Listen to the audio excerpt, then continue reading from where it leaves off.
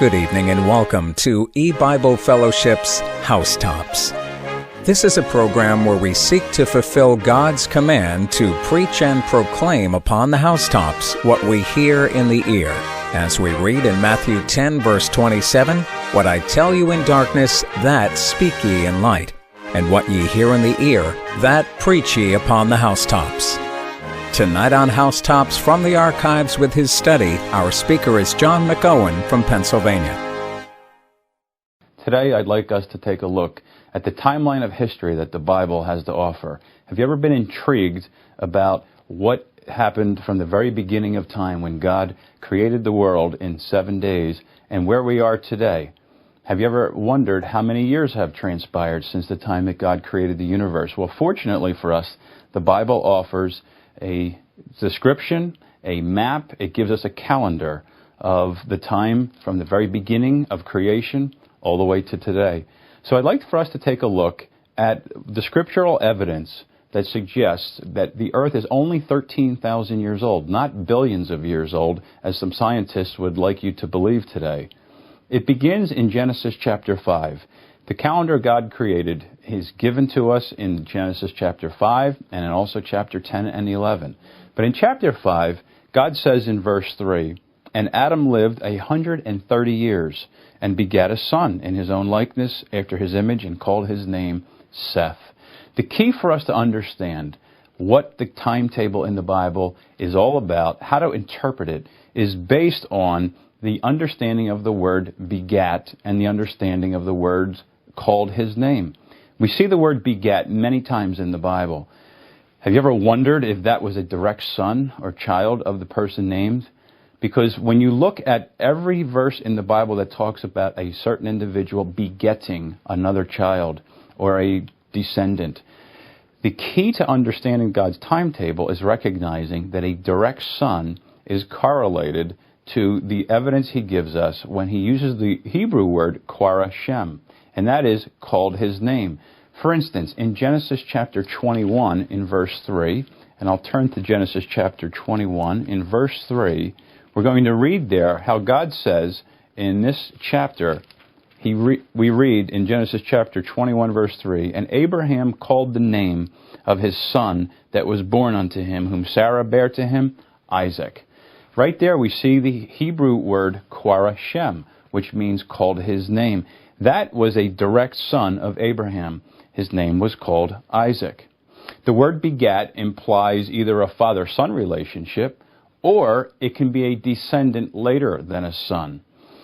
We see here in Genesis chapter 5. Let's go back to the very beginning chapter in Genesis chapter 5. That starts God's calendar. In Genesis chapter 5, verse 32, we read, "And Noah was 500 years old, and Noah begat Shem, Ham, and Japheth."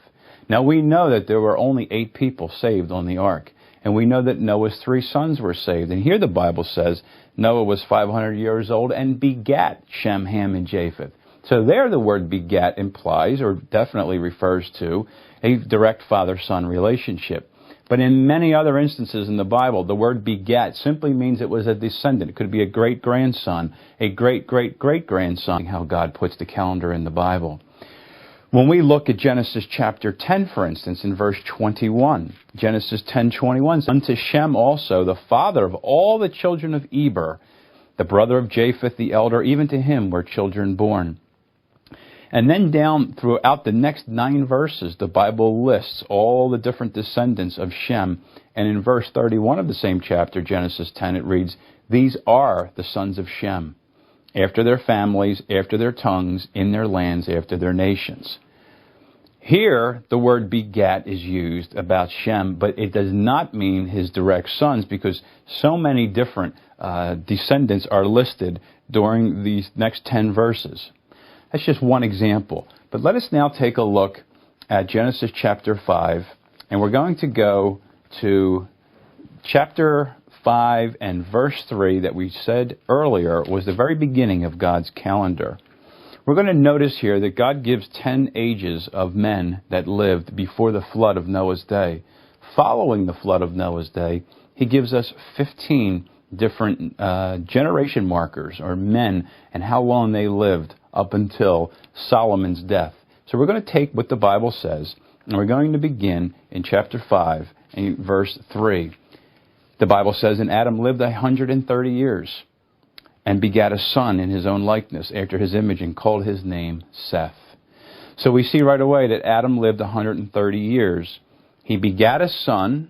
We're not sure if that is a direct son or not, but we know from the next phrase, "and called his name," Quarashem in the Hebrew, that it was a direct son of Adam. His name was Seth. So we start with 130.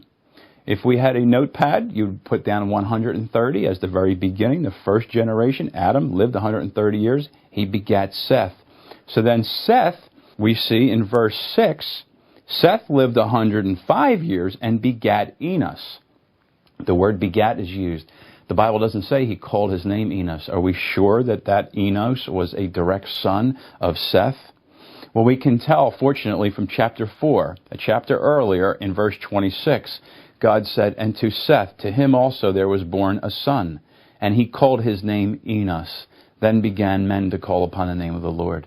So we know from that verse that Enos was direct son of Seth.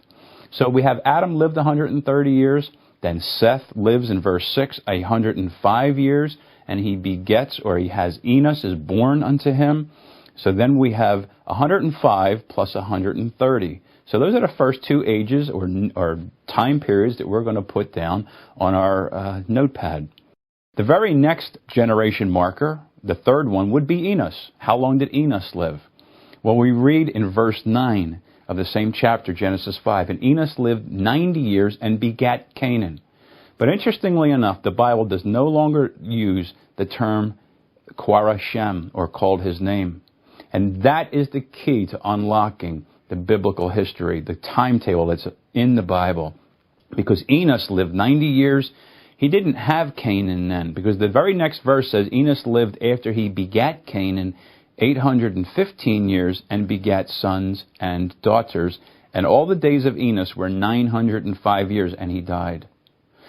So what God is teaching us here is that Enos, his generation, was 905 years. For Adam lived 130 years, then he had Seth. Seth lived 105 years, then Enos was born. But Canaan would have been born the year that Enos died, and that would have been 905 years after he was born. We see from the scriptures here that God is giving us generation markers to mark time. The very next verse, we're going to go to the fourth person now, in verse 12. "And Canaan lived 70 years and begat Mahalalel." Now, Canaan did not have Mahalalel when he was 70 years old. He would have had a son who would have eventually had another son, who would have had another son, and then Mahalalel was eventually born the year that Canaan died. So Canaan lives 70 years, and he begets Mahalalel. Verse 13 says, "And Canaan lived after he begat Mahalalel 840 years and begat sons and daughters." So now we see here in verse 14 that all the days of Canaan were 910 years, and he died. So we had Adam lived 130 years, Seth lived 105 years, he has Enos. Enos lives 905 years, and then Canaan is born. Canaan lives 910 years, and then the next generation marker, he had Mahalalel. In other words, Mahalalel was born when Canaan died. In verse 15 of Genesis 5, Mahalalel lived 65 years and begat Jared. And Mahalalel lived after he begat Jared 830 years and begat sons and daughters. And all the days of Mahalalel were 895 years, and he died. So we see here that Mahalalel lived 895 years. And that is the next number we're going to put down, because he was, the generation of Mahalalel was 895 years. But the next person that God's going to pick up the calendar with is Jared. Jared was not born when Mahalalel was 65 years old. A great-great-great-grandfather of Mahalalel's would have been born to Canaan when he was 65 years old. But Canaan was born, and he lived 910 years. Mahalalel is born when Canaan died. So Mahalalel lives 895 years. In verse 18 of Genesis 5, Jared now lived 162 years, and he begat Enoch. And Jared lived after he begat Enoch 800 years and begat sons and daughters. And all the days of Jared were 962 years, and he died. So God does the math for us. He tells us that Jared was 962 years old when he died. And Enoch, we see here that one of his great-great-great-grandfathers would have been born to Jared when we see here in verse 18 he was 162 years old. But Jared lived 962 years. Then he begets Enoch. So now let's go to verse 21 of Genesis 5 as we continue the calendar. Enoch lived 65 years and begat Methuselah. And Enoch walked with God after he begat Methuselah 300 years and begat sons and daughters.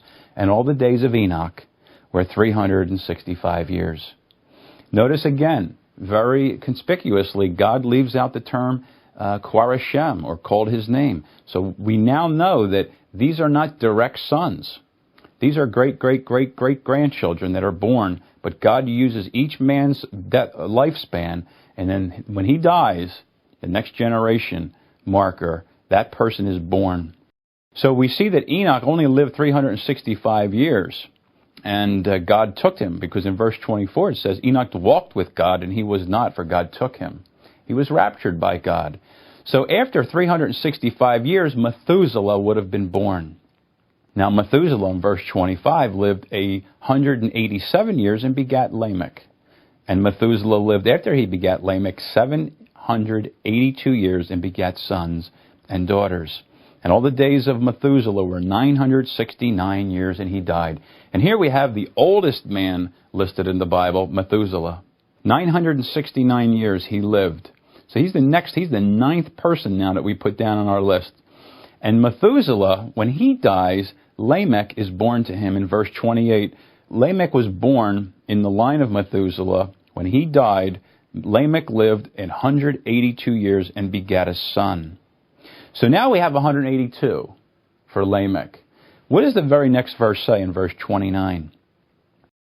And he called his name Noah. So he now, for the very first time since Seth had a son Enos and called his name, we now have a generation marker, Lamech, who lived 182 years, and he called the name of his son Noah. So now we know that Noah was a direct son of Lamech.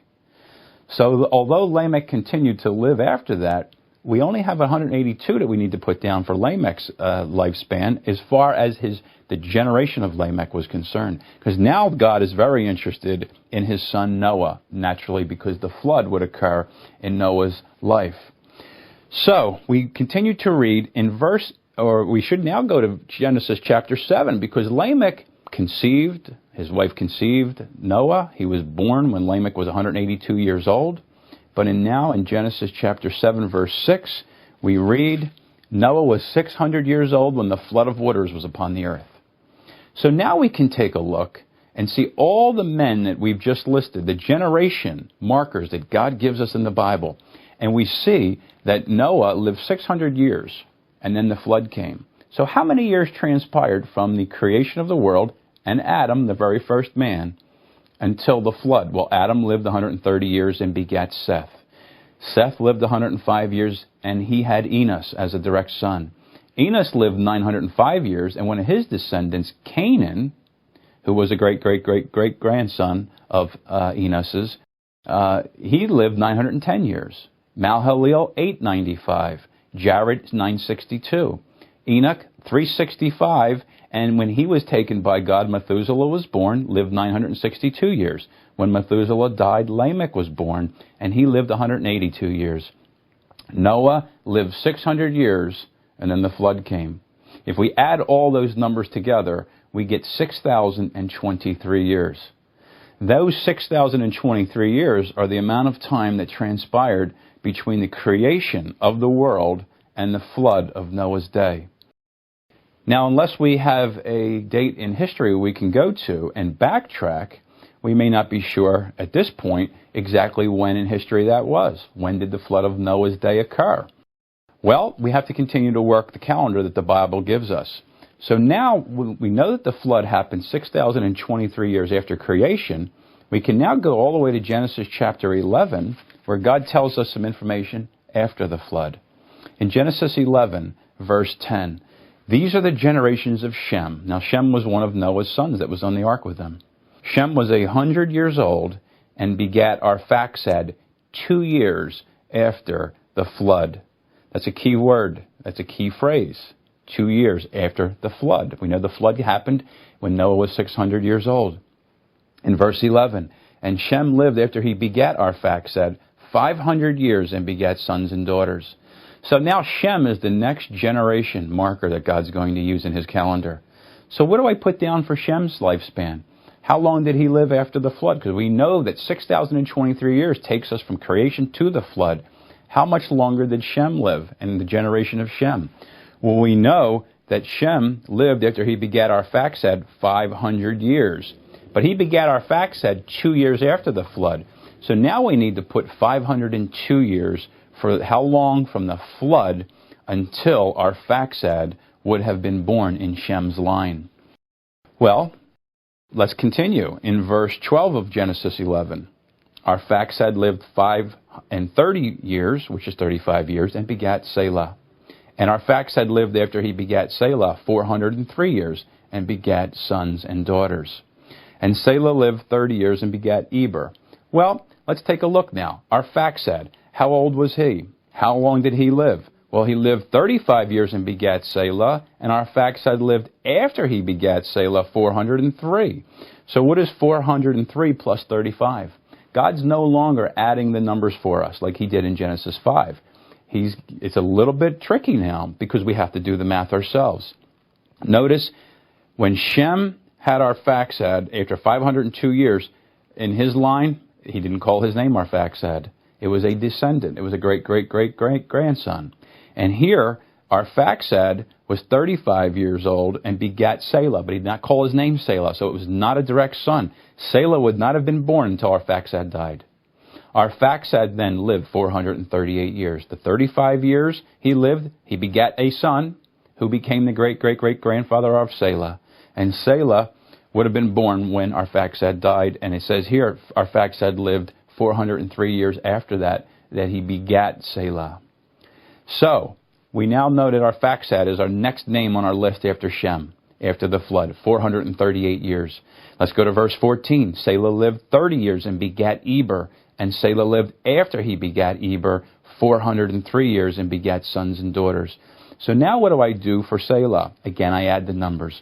30 years in verse 14, he begat Eber, and he lived after that 403. So 403 plus 30 is 433.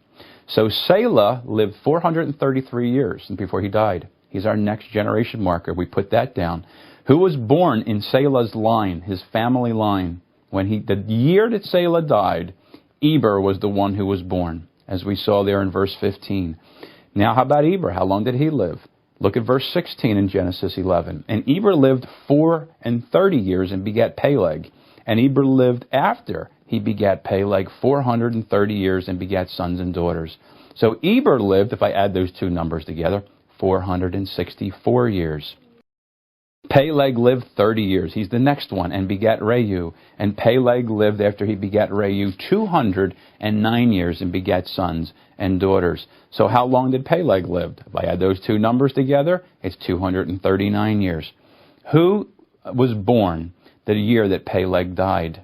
Well, let's take a look now at verse 20. And Reu lived, so Reu was the one who was born the year Peleg died, 32 years, and he begat Sereg. And Reu lived after he begat Sereg 207 years and begat sons and daughters. So we have the same thing. We have 32 years plus 207, and that gives us 239 for Reu also. So interestingly enough, Peleg lived 239 years. When he died, Reu was born. Reu lived 239 years as well. When Reu died, Sereg would have been born. Verse 22, Sereg lived 30 years and begat Nahor. And Sereg lived after he begat Nahor 200 years and begat sons and daughters. Well, then we know that Sereg lived 230 years if we add those numbers together. Verse 24, Nahor lived 29 years and begat Terah. And Nahor lived after he begat Terah 119 years and begat sons and daughters. So how long did Nahor live? We have to add the numbers 29 and in verse 25, 119, and we get in this case, we have Nahor lived 148 years. Well, Terah, in verse 26, lived 70 years and begat Abram, Nahor, and Haran.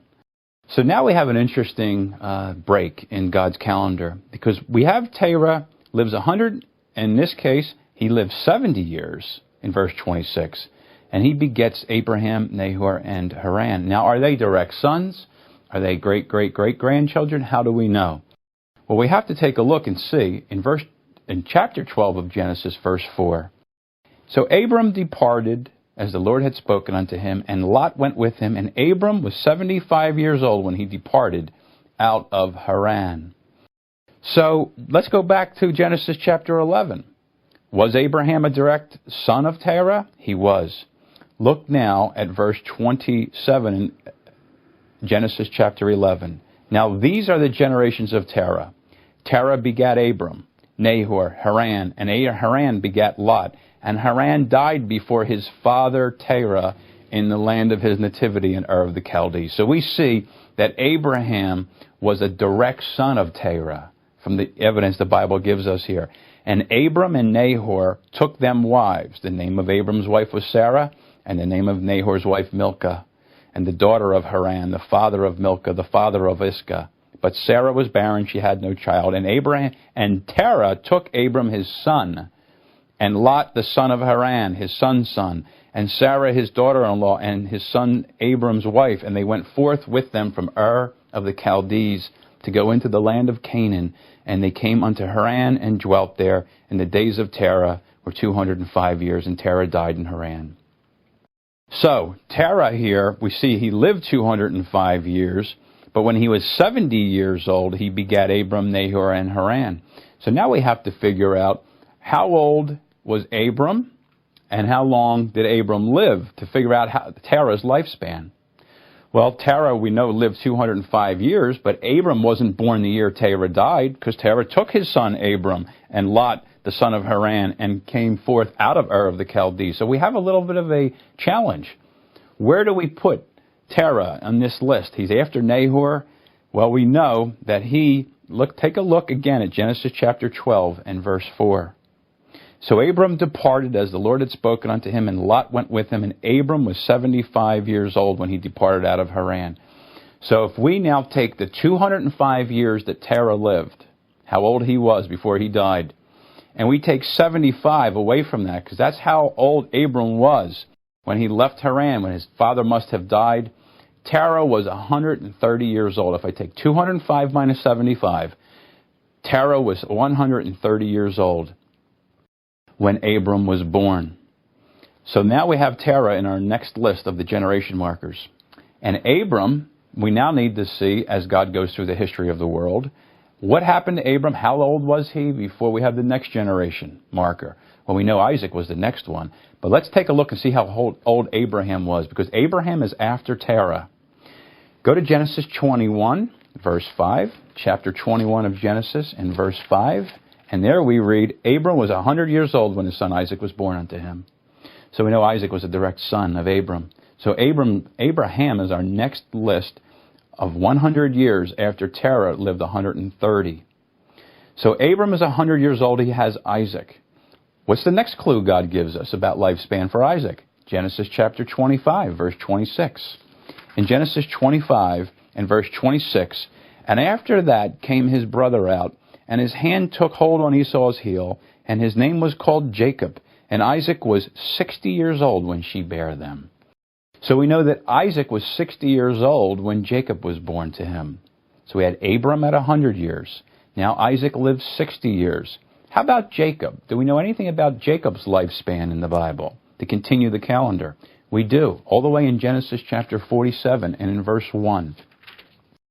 Then Joseph came and told Pharaoh and said, My father and my brethren and their flocks and their herds and all that they have are come out of the land of Canaan, and behold, they are in the land of Goshen. So now we see when Joseph was in the land of Egypt, Jacob was still alive in Canaan, And we go all the way down to verse 9 of this chapter. And Jacob said unto Pharaoh, this is now when Jacob came into Egypt to escape the famine, the days of the years of my pilgrimage are 130 years. Few and evil have the days of the years of my life been, and have not attained unto the days of the years of the life of my fathers in the days of their pilgrimage. So how long did Jacob live before they went into Egypt? 130 years. He tells Pharaoh that in verse 9. So the next person on my list is Jacob in the line of God's generation markers, 130 years. Well, how long were the children of Israel in Egypt? That's the next time frame God gives us in the Bible. If we go to Exodus chapter 12 and verse 40, we'll pick up what happens after Jacob had entered with his descendants, his sons and their children and their wives. In Exodus 12 verse 40, we read, Now the sojourning of the children of Israel, who dwelt in Egypt, was 430 years. And it came to pass, at the end of the 430 years, even the selfsame day it came to pass, that all the hosts of the Lord went out from the land of Egypt.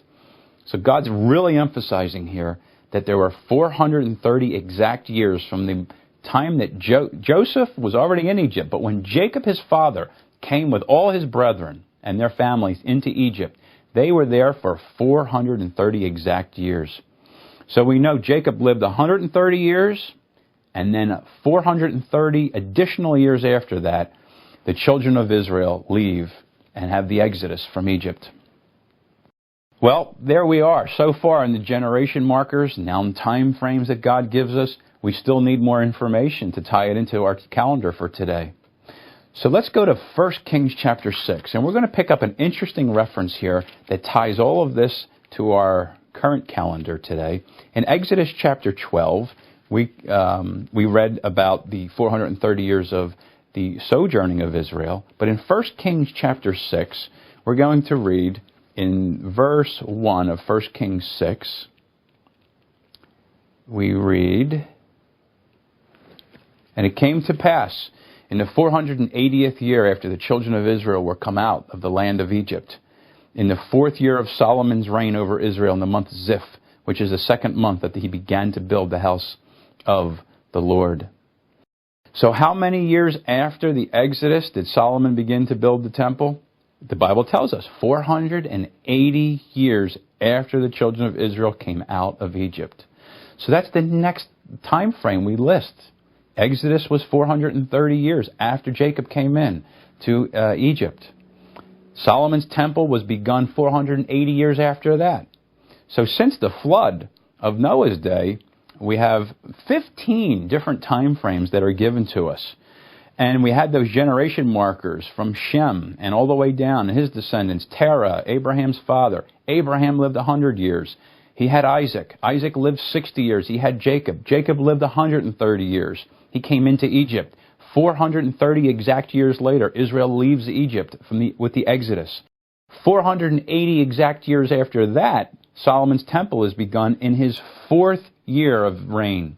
We read here in 1 Kings chapter 6. Let's take a look at one more time frame. In 1 Kings chapter 11, we're going to see how old Solomon was when he died. How long did he reign? In 1 Kings 11, verse 42, we read, And the time that Solomon reigned in Jerusalem over all Israel was 40 years. Solomon slept with his fathers and was buried in the city of David, his father. So we see here that Solomon died after he had reigned 40 years. How many years was he reigning when the temple began? 4. So we saw that the temple was begun 480 years after the Exodus, and Solomon died in his 40th year after he reigned over Israel. So how long did Solomon live after the temple started? 36. It's 40 years that he reigned minus the 4, because it was already in his 4th year that the temple was started. So in our time frames, our references, we have Abraham at 100 years, Isaac 60, Jacob 130. The Exodus was 430 years later. The temple was begun exactly 480 years after that, the Exodus, and Solomon dies 36 years after the temple started. What's so significant about that? Well, God gives us these time frames. That's one big significance. But fortunately for us, we can tell from history that the evidence we have is that 931 BC was the death of Solomon. Now, we know that from a multitude of references and sources. For instance, in Edwin Thiel's book, The Mysterious Numbers of the Hebrew Kings, he has 931 listed as Solomon's death. Nelson's Encyclopedia of Bible Facts, it's called the Illustrated Encyclopedia of Bible Facts, lists 931 BC as Solomon's death. Also, we have Arthur Weil wrote a guide to the Hebrew kings and the antiquities of Upper Egypt. He had Pharaoh Thutmose III's death at exactly 1447 BC, which ties into the date of the Exodus and the Red Sea drowning, which is exactly in accord with Solomon dying in 931 BC, if we backtrack, which is what we're going to do now. Because we said there were 6,023 years from creation to the flood of Noah's day. And then we had the flood of Noah's day. We had all those generation markers and people listed. And we had all these ages given from these men. And we had all these dates given for the Exodus, Solomon's temple. Solomon died 36 years later. If we add all those together, it would tie us in from 931 BC. That means that the flood of Noah's day would have been in 4990 BC. That means that the earth was created in 11,013 BC. That is the year God created the world. According to our calendar today, 11,013 BC. 6,023 years later, the flood of Noah's day. Then we go from the flood of Noah's day in 4990 BC, all the ages of the generation markers given. Solomon dies in 931 BC, which ties us into today's calendar. Well, that's very interesting information. First of all, the earth is only, since now we're in the year 2009, the earth is a little over 13,000 years old. The earth would have celebrated its 13,000-year history in 1988. There's no year zero when we go from BC to AD, so we look at 13,000 exact years from creation to 1988. But very interestingly, and we will close the study shortly with this reference, because the significance of 4990 BC being the flood of Noah's day is that God gives us some clues in the Bible about the end of the world. For instance, in 2 Peter chapter 3, and let's go there in the New Testament, in 2 Peter chapter 3, we read that God says in verse 3, knowing this first, that there shall come in the last days scoffers, walking after their own lusts, saying, where is the promise of his coming? For since the fathers fell asleep, all things continue as they were from the beginning of the creation. For this they willingly were ignorant of, that by the word of God the heavens were of old, and the earth standing out of the water and in the water, whereby the world that then was, being overflowed with water, perished. What's it talking about here? It's referencing the flood of Noah's day. But the heavens and the earth which are now, by the same word are kept in store, reserved unto fire against the day of judgment and perdition of ungodly men. So God is likening the coming of the end of the world, the destruction by fire of this world, ties it into analogous to the flood of Noah's day in 4990 BC. The very next verse in 2 Peter 3 verse 8 says, but, beloved, be not ignorant of this one thing, that one day with the Lord is as 1,000 years, and 1,000 years as one day. What did Peter talk about under the inspiration of the Holy Spirit, the beginning of that chapter? Scoffers coming. When's the end of the world? When's the promise of his coming? All things have continued since the very beginning. God says, but look, from the creation, they're willingly ignorant of this. The world that then was perished in the flood. So he says, likewise, in the same manner, it's going to come at the end with fire. But he says, but, beloved, be not ignorant of one thing. A day with the Lord is as 1,000 years, 1,000 years as one day. Why does God give us that clue? What is that reference? Did God give Noah a warning of the end of his time, his world that he was living in? The destruction of the world and the earth by water only saved 8 men and women in the ark with the animals? He does. In Genesis chapter 7, verse 4, God tells us that Noah was given a 7-day warning. In Genesis chapter 7, And in verse 4, God says to Noah, "For yet 7 days, and I will cause it to rain upon the earth 40 days and 40 nights, and every living substance that I have made will I destroy from off the face of the earth." God gave Noah that final 7-day warning. Interestingly enough, God tells us in 2 Peter chapter 3, "Beloved, don't be ignorant of the one thing, that one day with the Lord is as 1,000 years, and 1,000 years is as one day." We now know the date of the flood from the calendar in Genesis chapter 5 and chapter 11, and the dates that God gives us further from the generation markers leading us to Solomon's death in 931 BC, that we can tie in exactly to today's calendar. We know the flood was 4990 BC. If one day is as 1,000 years, and God gave Noah 7 days warning, 7,000 years, each day representing 1,000 years, if we go from 4990 BC to 7,000 years further, we land exactly on the year 2011. Remember, there's no year zero in our calendar. We go from 1 BC to 1 AD in our modern calendar. So 4990 plus 7,000 takes us right to 2011. That is a very short time from now. God is telling us and warning us in 2 Peter chapter 3 that the end is very near. And he gives us a precise clue with those 1,000 years and representing one day, 1,000 years as one day. So I leave you with this thought today. Are you ready to meet God? The end is very near. Just like he brought the flood in Noah's day to all the people that were alive, save Noah, his wife, his 3 sons, and their 3 wives, and the animals that he saved. Are you prepared for God's judgment? The Bible gives us the answers, the clues. It gives us the remedy. May God bless you as you read his word and study his word. Thanks for being with us for E-Bible Fellowship's Housetops. We hope you enjoyed our program, and remember Luke 12:3, which tells us, "Therefore whatsoever ye have spoken in darkness shall be heard in the light, and that which ye have spoken in the ear in closets shall be proclaimed upon the housetops."